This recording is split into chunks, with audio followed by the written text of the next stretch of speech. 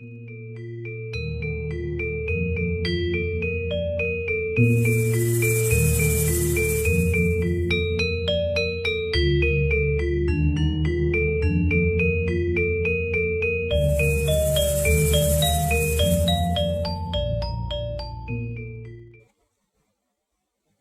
yang terkasih di dalam Yesus Kristus, mari bersama-sama kita mulai ibadah kita pada saat ini, Minggu 29 November 2020. Dan ibadah minggu kali ini adalah ibadah di mana kita memasuki masa Advent Natal.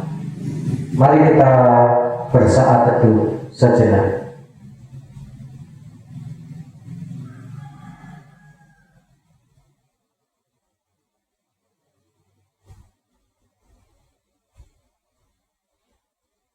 Saudara, mari kita bangkit berdiri. Kita menaikkan kidung jemaat 76 bait 1 dan 2, Kau yang lama dinantikan.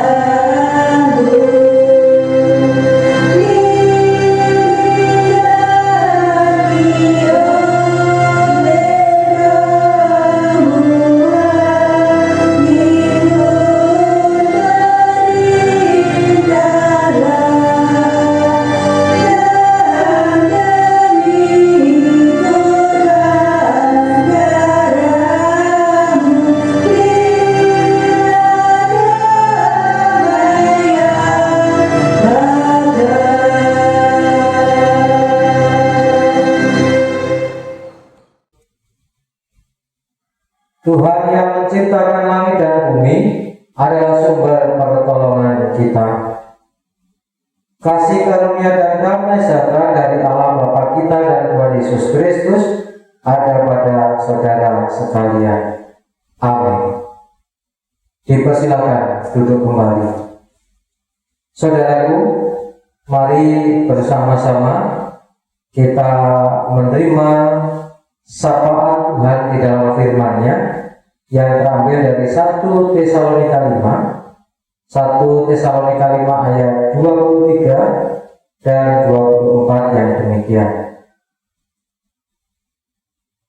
Semoga Allah damai sejahtera menguduskan kamu seluruhnya, dan semoga roh, jiwa, dan tubuhmu terpelihara sempurna dengan tak bercacat pada kedatangan Yesus Kristus Tuhan kita. Ia yang memanggil kamu adalah setia, ia juga akan menggenapinya. Mari saudaraku, melalui sapaan Tuhan, melalui 1 Tesalonika 5 ayat 23 dan 24 kita diingatkan supaya kita menjaga diri kita di dalam menanti kedatangan Tuhan. Bukan hanya pada saat kedatangan atau peristiwa atau dalam kita memperingati Natal, kelahiran Yesus, namun kita bersiap sedia, kita berjaga-jaga di dalam menanti kedatangan Tuhan Yesus yang kedua kali. Dan mari bersama-sama yang menjadi sapaan Tuhan ini kita hayati dengan menaikkan Kidung Jemaat 84 bait 1 dan 3, ya Yesus dikau kurindukan.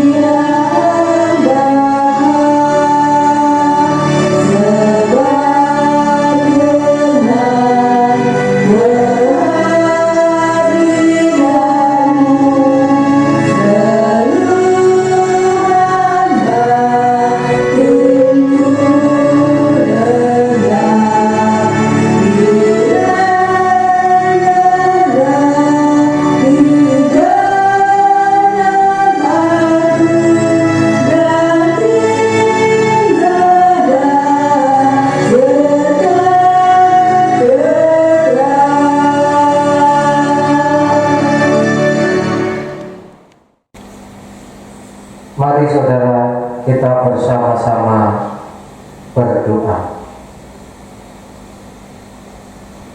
Tuhan kami Yesus Kristus, kami datang kepadamu dengan seluruh ungkapan syukur kami karena Engkau adalah Allah yang telah memberikan keselamatan atas kami.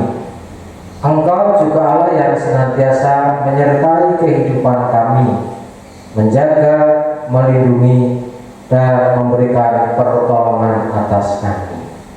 Kami juga menyadari keberadaan kami yang penuh dengan dosa. Kiranya Tuhan ampuni segala dosa dan kesalahan kami, dan kiranya Tuhan layakkan kami, Tuhan mampukan kami untuk berjalan seluruh kehendak-Mu. Ya Tuhan kami Yesus Kristus, kami bersama-sama merasakan keadaan situasi di mana yang tidak menentu ini, COVID-19 atau Corona, masih berada di dalam kehidupan kami. Kami menjadi takut, kami menjadi cemas. Namun juga ada di antara kami yang tidak merasakan segala sesuatunya. Artinya mereka semua biasa di dalam menghadapinya. Namun Tuhan, kami menyadari bahwa virus corona ini betul-betul ada dan membahayakan. Oleh sebab itu ya Tuhan, mampukan kami menyadari akan bahayanya, akan seriusnya permasalahan yang kami hadapi, sehingga kami berupaya bersama, kami bergandeng bersama melakukan bagian kami masing-masing di dalam memutus rantai dari penyebaran virus corona ini. Karena semakin hari semakin banyak korban, semakin hari banyak orang juga terserang, ada yang sembuh dan ada yang meninggal. Oleh sebab itu Tuhan, mampukan kami prihatin akan kondisi ini, dan mampukan kami juga tumbuh kesadaran untuk berjalan bersama, bergandeng bersama untuk memutus virus corona ini.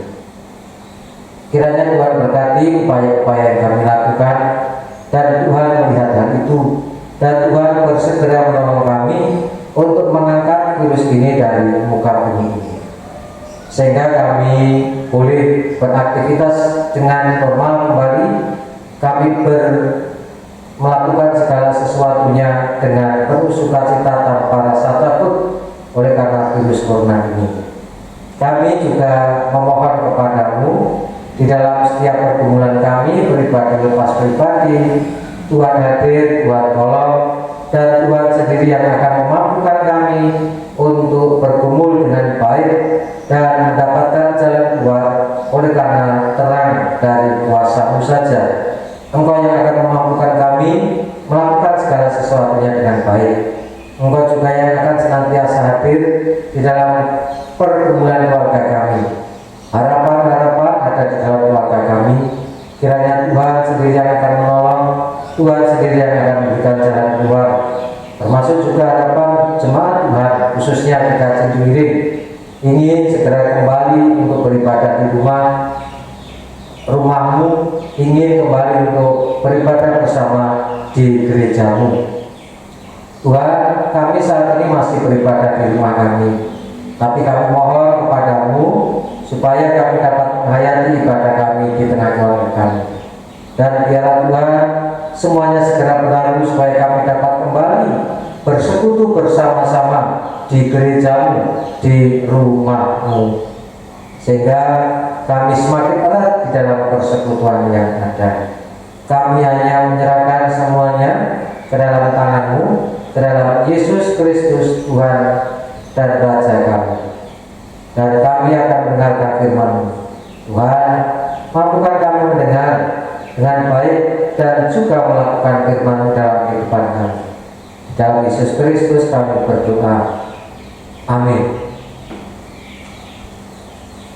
Saudara yang terkasih di dalam Yesus Kristus, mari kita mendengarkan firman Tuhan yang terambil dari Markus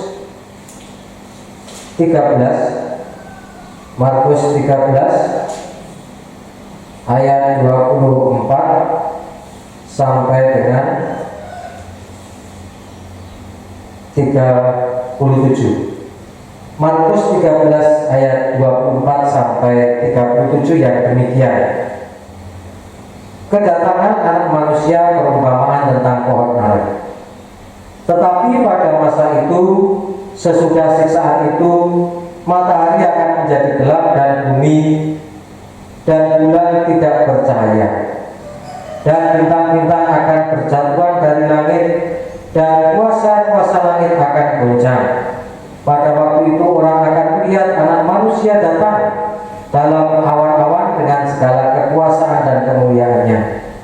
Dan pada waktu itu pun Ia akan menyuruh keluar malaikat-malaikatnya dan akan pilihannya dari keempat penjuru bumi, dari ujung bumi sampai ke ujung langit. Tariklah pelajaran dari perumpamaan tentang pohon ara. Apabila ranting-rantingnya melembut dan mulai bertunas, kamu tahu bahwa musim panas sudah dekat. Demikian juga jika kamu lihat hal-hal itu terjadi, ketahuilah bahwa waktunya sudah dekat, sudah di ambang pintu. Aku berkata kepadamu, sesungguhnya angkatan ini tidak akan berlalu sebelum semuanya itu terjadi. Langit dan bumi akan berlalu, tetapi perkataanku tidak akan berlalu. Tetapi tentang hari atau saat itu tidak seorang pun yang tahu. Malaikat-malaikat di surga tidak, dan anak pun tidak, hanya Bapa saja. Hati-hatilah dan berjaga-jagalah, sebab kamu tidak tahu bila manakah waktunya tiba. Dan halnya sama seperti orang yang berpergian, yang meninggalkan rumahnya dan menyerahkan tanggung jawab kepada hamba-hambanya, masing-masing dengan tugasnya, dan memerintahkan penunggu pintu supaya berjaga-jaga. Karena itu berjaga-jagalah, sebab kamu tidak tahu bila manakah tuan rumah itu pulang, menjelang malam, atau tengah malam, atau larut malam, atau pagi-pagi buta. Supaya kalau ia tiba-tiba datang, jangan kamu didapatinya sedang tidur. Apa yang kukatakan kepada kamu, kukatakan kepada semua orang, berjaga-jagalah. Demikian firman Tuhan. Berbahagia setiap orang yang mendengar dan memeliharanya. Haleluya. Saudara, ada sebuah ungkapan yang mengatakan menunggu adalah pekerjaan yang membosankan. Sebagai contoh,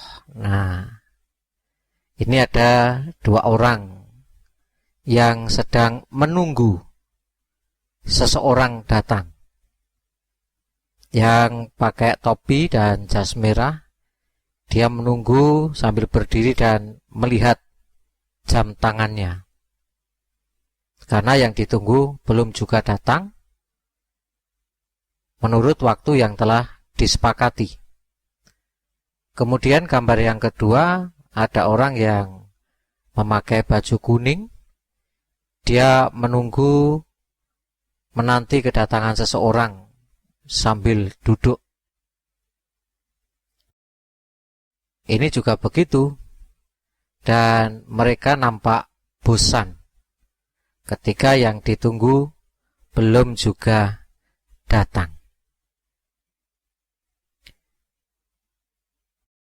Penyebab bosan dalam menunggu bisa terjadi karena yang pertama, ingin yang ditunggu segera datang.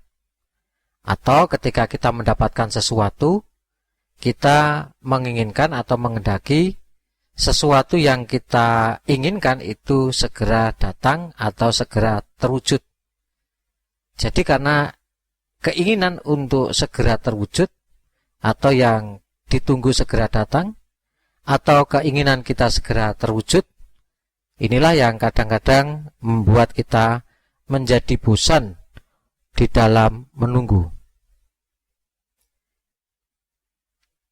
Dan yang kedua, penyebab bosan dalam menunggu adalah karena di dalam menunggu itu menunggu dengan sikap pasif.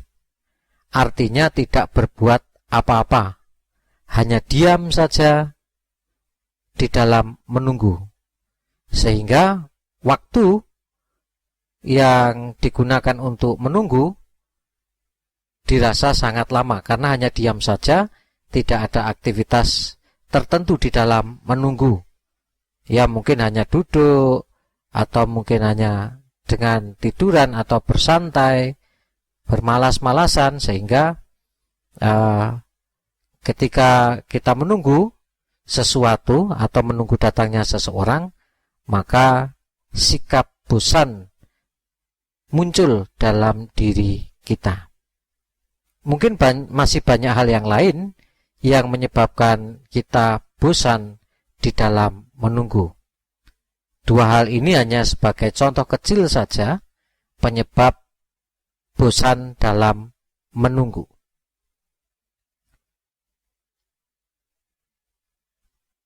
Saudaraku, dalam Markus 13 ayat 24 sampai dengan 37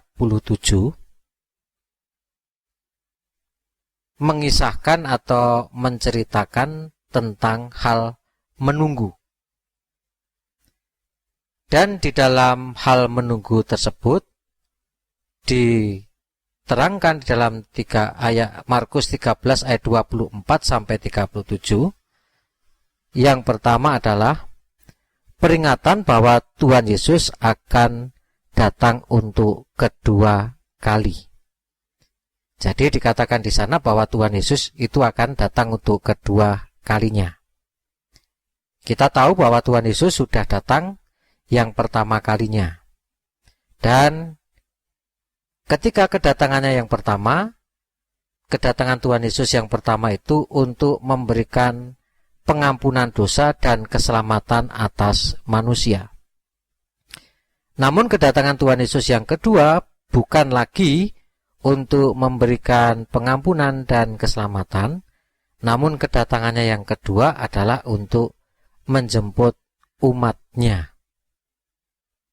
Dikatakan bahwa Tuhan menyuruh para malaikat-malaikatnya untuk mengumpulkan orang-orang pilihan.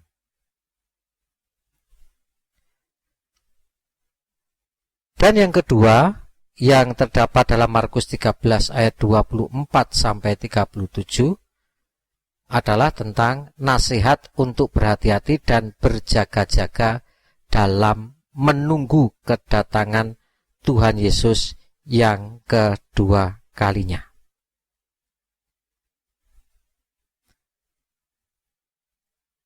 Jadi di dalam menunggu ini tidak hanya diam, tidak hanya bermalas-malasan, namun di dalam menunggu itu penuh dengan kehati-hatian dan berjaga-jaga. Mengapa kita perlu berhati-hati dan berjaga-jaga dalam menunggu kedatangan Tuhan Yesus yang kedua? Karena alasan yang pertama, kita tidak tahu kapan hal tersebut terjadi. Artinya kita tidak tahu kapan Tuhan Yesus itu akan datang untuk kedua kalinya.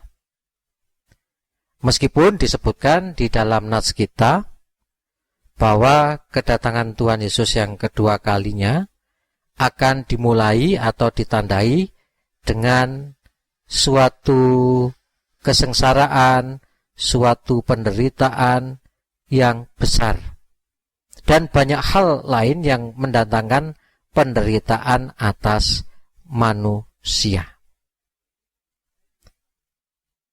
Tuhan hanya menyebutkan tanda-tanda bahwa ketika Dia akan datang akan didahului atau ditandai dengan tanda-tanda yang menyebabkan kesengsaraan, baik itu penderitaan atau hal-hal yang lain yang menyebabkan kita betul-betul merasa sengsara, merasa bahwa kita memikul beban berat oleh karena segala sesuatu yang terjadi, yang mendatangkan kesedihan dan banyak hal. Namun Tuhan juga mengatakan bahwa meskipun itu ada tanda-tanda seperti itu, tentang kapannya Dia datang untuk kedua kali tidak disebutkan, karena ini merupakan rahasia Tuhan sendiri.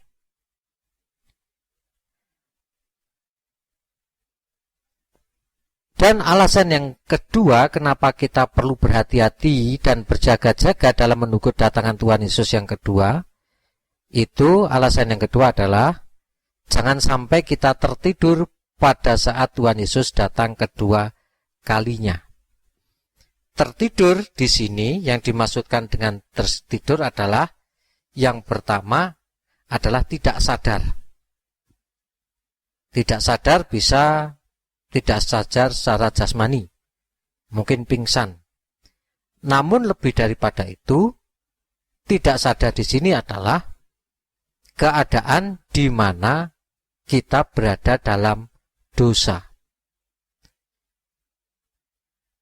Dan jangan sampai ketika Tuhan Yesus datang kedua kalinya, kita sedang dalam dosa. Keadaan kita dalam dosa.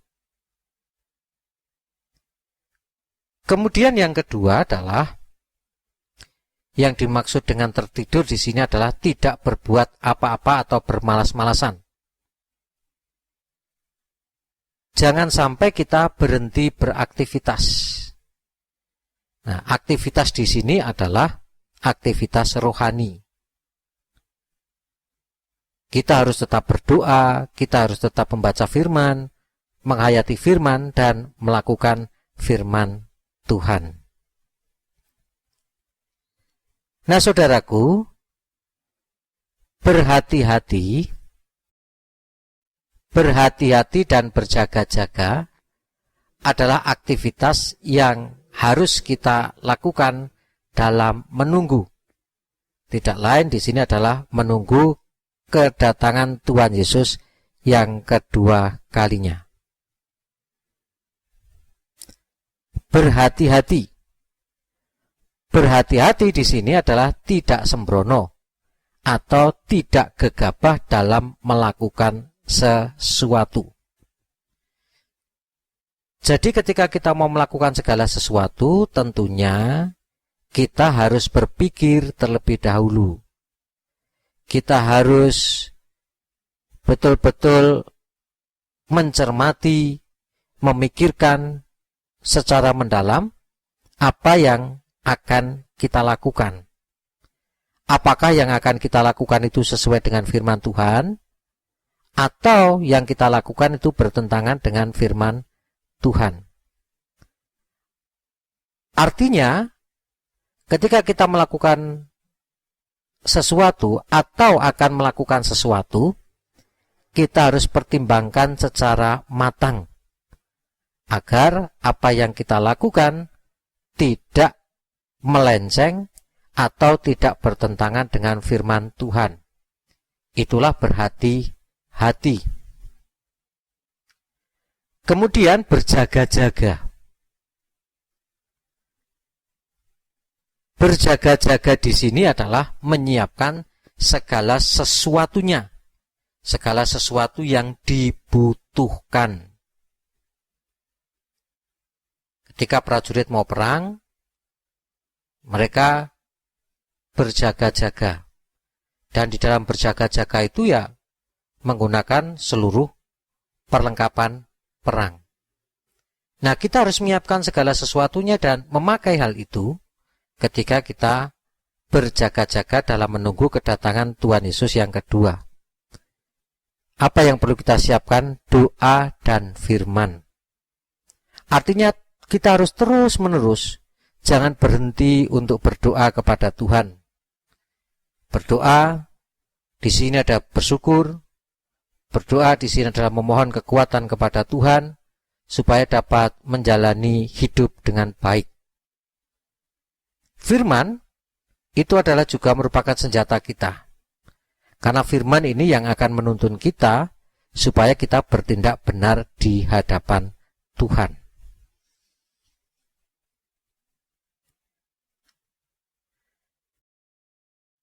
Sehingga ketika nanti Tuhan Yesus datang kedua kalinya, disertai dengan para malaikat, dan para malaikat memanggil umat pilihan, orang-orang pilihan, kita termasuk dalam kategori orang yang dipilih. Dipilih untuk masuk ke dalam kerajaan surga.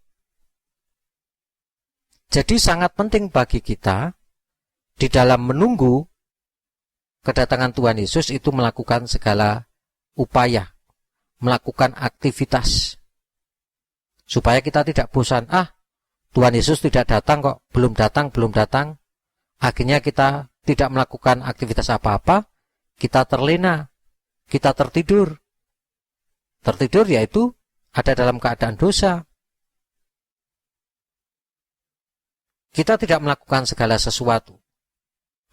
Nah, oleh sebab itu, aktivitas yang harus kita lakukan adalah berdoa dan berjaga-jaga. Dengan doa, kita semakin dikuatkan oleh Tuhan untuk menjalani kehidupan ini di dalam menunggu kedatangan Tuhan Yesus yang kedua.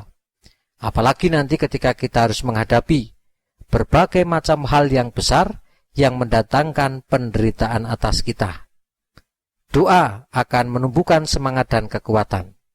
Dan firman Tuhan ini yang akan menuntun kita bagaimana kita menghadapi berbagai macam hal yang berat menjelang kedatangan Tuhan Yesus yang kedua.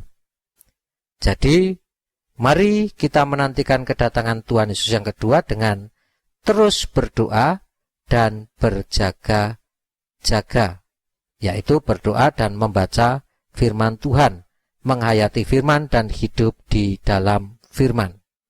Supaya kita nanti juga menjadi orang-orang yang ikut diselamatkan ketika kedatangan Tuhan Yesus yang kedua. Apa yang kukatakan kepada kamu, kukatakan kepada semua orang, berjaga-jagalah. Markus 13 ayat 37. Tuhan Yesus memberkati. Amin. Saudara, mari bersama-sama kita bersyukur kepada Tuhan oleh karena segala sesuatu yang Tuhan berikan kepada kita. Syukur kita akan kita nyatakan dalam persembahan, dan persembahan yang akan kita haturkan kita dasari dengan 1 Petrus 2 ayat 5 yang demikian. Dan biarlah kamu juga dipergunakan sebagai batu hidup untuk pembangunan suatu rumah rohani bagi suatu imamat kudus, untuk mempersembahkan persembahan rohani yang karena Yesus Kristus berkenan kepada Allah. Mari kita mengumpulkan persembahan kita dengan diiringi hitung jemaat 299. Kita nyanyikan 2 kali bersyukur kepada Tuhan.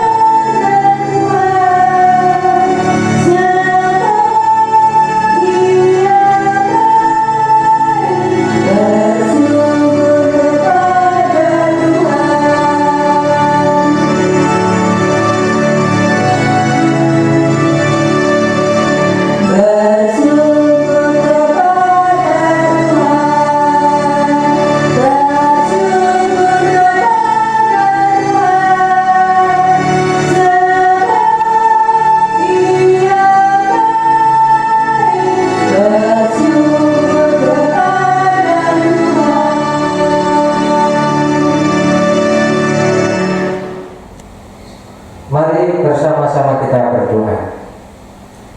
Tuhan, kami bersyukur kepadamu oleh karena segala sesuatu yang Tuhan berikan, terkhusus atas firman Tuhan yang mengingatkan kami supaya ketika kami menunggu kedatangan yang kedua kali, kami berhati-hati dan berjaga-jaga, supaya kami nantinya kelak ikut dalam kerajaan surga bersama-sama dengan Engkau. Dan saat ini kami bersyukur kepada Tuhan melalui persembahan.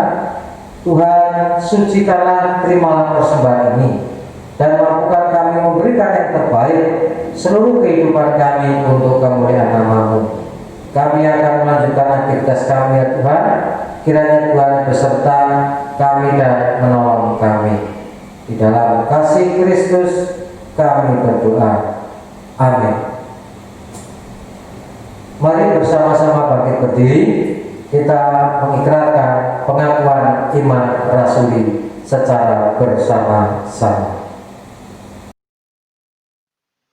Aku percaya kepada Allah, Bapa yang Maha Kuasa, Khalik langit dan bumi, dan kepada Yesus Kristus, anaknya yang tunggal Tuhan kita, yang dikandung daripada Roh Kudus, lahir dari anak darah Maria, yang menderita di bawah pemerintahan Pontius Pilatus, disalibkan, mati dan dikuburkan, turun ke dalam kerajaan maut. Pada hari yang ketiga, bangkit pula dari antara orang mati, naik ke surga, duduk di sebelah kanan Allah, Bapa yang Maha Kuasa, dan akan datang dari sana untuk menghakimi orang yang hidup dan yang mati. Aku percaya kepada Roh Kudus, gereja yang kudus dan am, persekutuan orang kudus, pengampunan dosa, kebangkitan daging, dan hidup yang kekal. Terimalah berkat Tuhan. Kasih karunia Tuhan Yesus Kristus dan kasih Allah dan persekutuan Roh Kudus menyertai saudara sekalian. Amin.